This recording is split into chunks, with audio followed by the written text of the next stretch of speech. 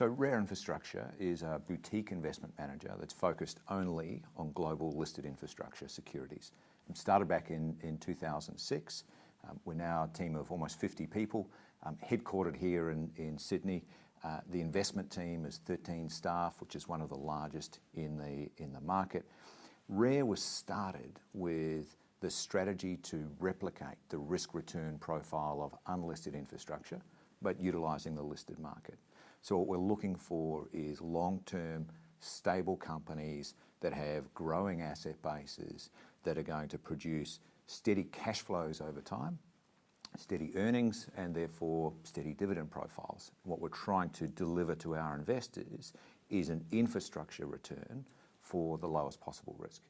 Rare is now part of Legg Mason, which is one of the largest asset managers in the world, which gives confidence to investors, and they run our fund structures on a global basis. So we have 13 members of our investment team, portfolio managers, senior investment analysts, all the way down to junior analysts. So we've got a team that has been developed internally as the skill sets that we need to cover these long-dated infrastructure stocks. In terms of alignment, the team invest in our own funds, so we're actually not allowed to invest in the underlying companies that we look at. All of our own personal investment dollars go into the funds themselves. Our remuneration is linked to the performance of the funds at the portfolio manager level, and the quality of the calls and the communication between the research team and the portfolio managers from an analyst perspective. Yeah, no, so the fundamental characteristics of infrastructure assets, firstly, stability in cash flows and returns, whether that's generated from concession agreements or from regulated assets. That's one of the key characteristics of infrastructure assets. The second one would be their essential services. So these are services that people need for their everyday lives. Pricing stability and pricing certainty, so and inflation protection are another key characteristic of infrastructure assets, and in particular regulated assets and concession assets. And probably finally, infrastructure assets tend to have a lower correlation to other asset classes than others. So we're trying to deliver to our clients a steady infrastructure return for the lowest possible risk. So, you know, we're absolute return focused. We're not benchmarked to any equity index.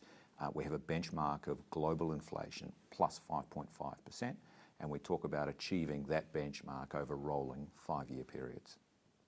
Yeah, the investment philosophy behind the fund is that infrastructure assets, regardless of whether they're listed or unlisted, exhibit the same characteristics. What's important at Rare is we're as close to those assets as possible, and that whether they're regulated assets or contracted concession assets, we are able to extract those key characteristics of those infrastructure assets. Being listed and only listed allows us to increase the opportunity set for investment, as well as have a far more liquid way to invest in these assets. Yeah, so RARE stands for risk-adjusted return to equity, and that flows through our entire process from the start to the end.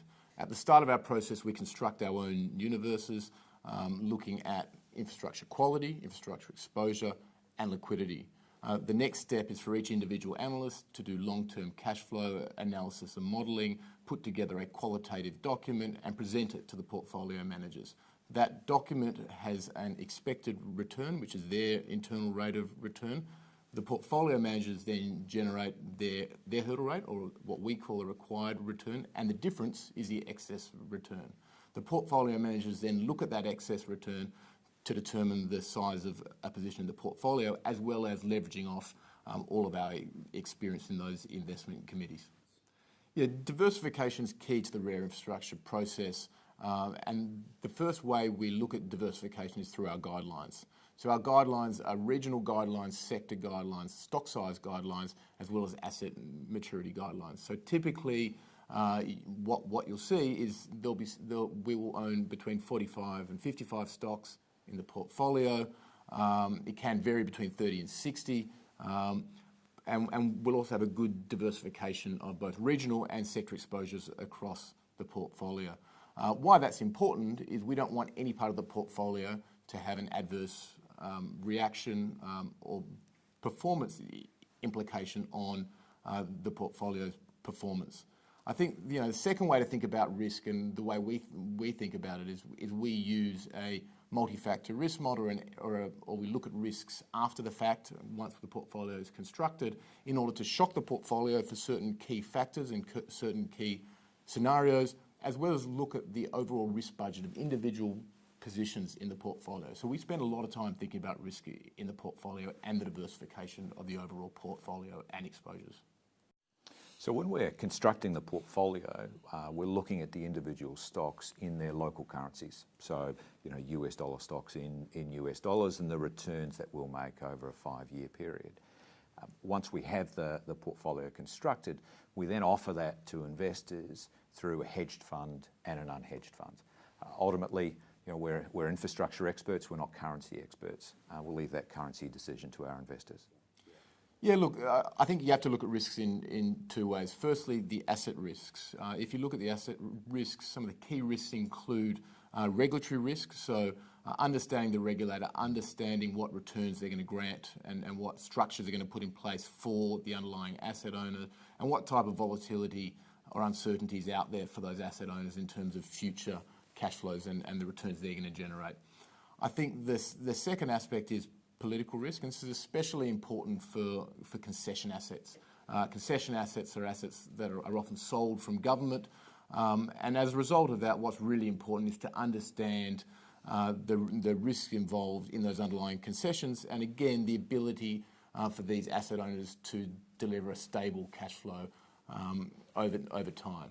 So from our perspective, what's really important is to have a diversified portfolio. So at RARE, again, standing for risk-adjusted returns to equity, what we do is we make sure we don't have specific exposures in the portfolio that aren't balanced. So we have diversification across region, across sector, across asset type, and we also make sure that individual stock size in the portfolio is limited to a maximum.